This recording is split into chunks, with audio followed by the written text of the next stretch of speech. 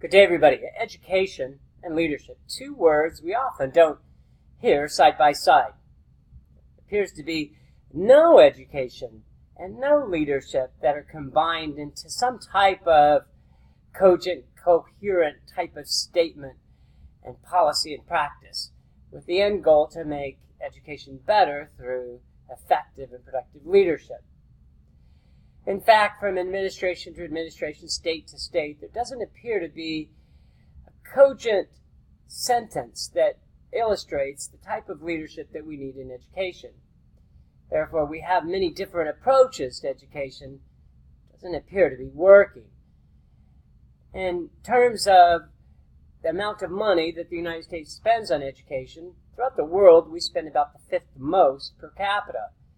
However, when we look at how we do on international tests, from science to math to reading, we end up around 17th to 21st, sometimes even lower. So we spend quite a bit, but we don't get as much as we should. What are some of the reasons for that?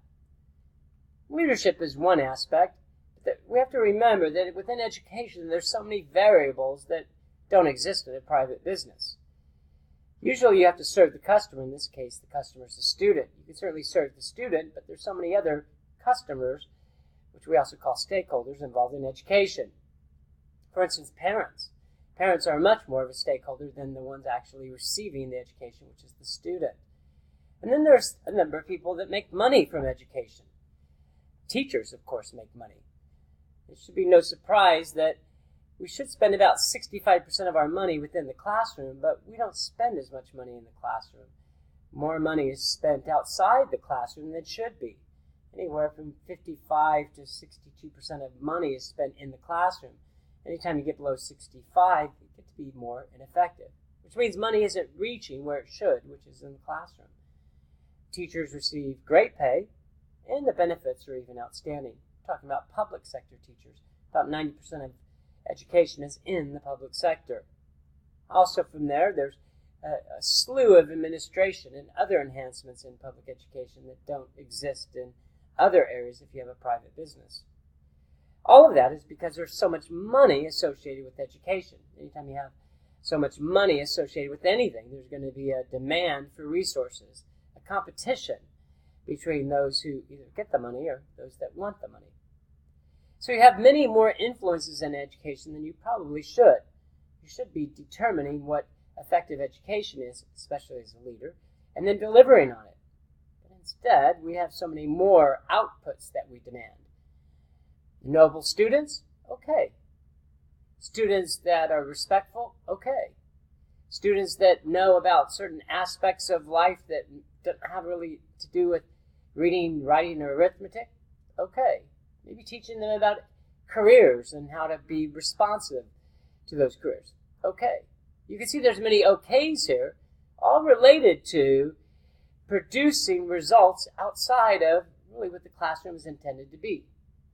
In fact, some statistics indicate that only about 40% of a classroom day is devoted to actual content, our course curriculum. Actually, teaching of the lessons, 40%.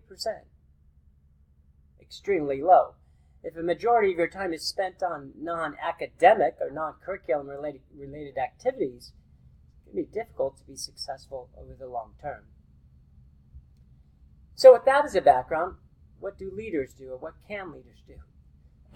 Well, there's so many different things that leaders could do and could bring to the equation. But as we go forward and talk more about education and leadership, there's three aspects of leadership that become important specifically within education. First is that anybody in a leadership position has to have a passion for what they do.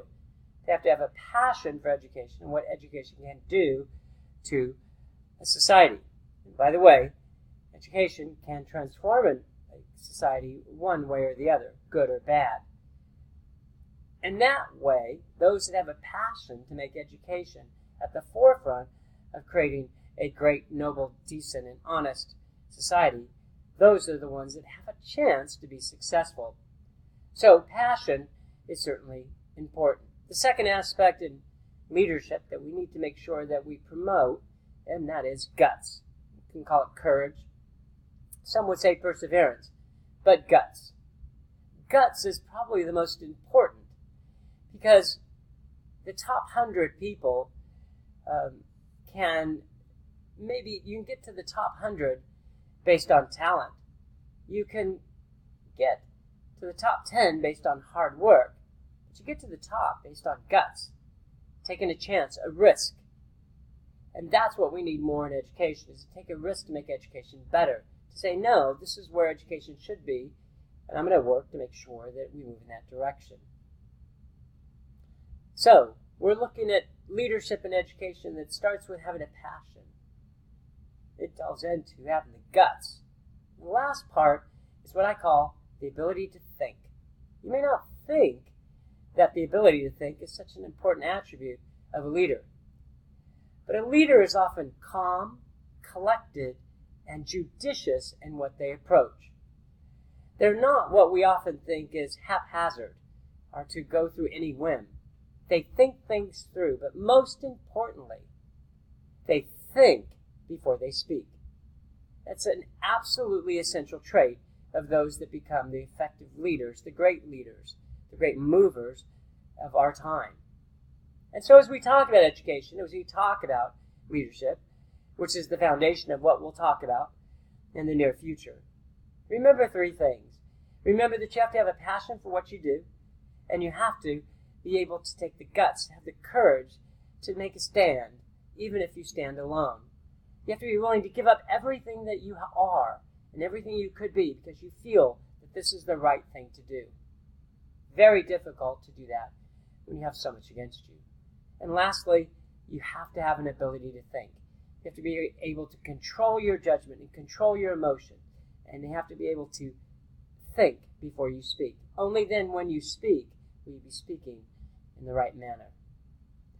That is what we'll concentrate in the coming weeks, and how to apply that to make education even more beneficial to the generation that comes after us, even more so than the generation that came before us.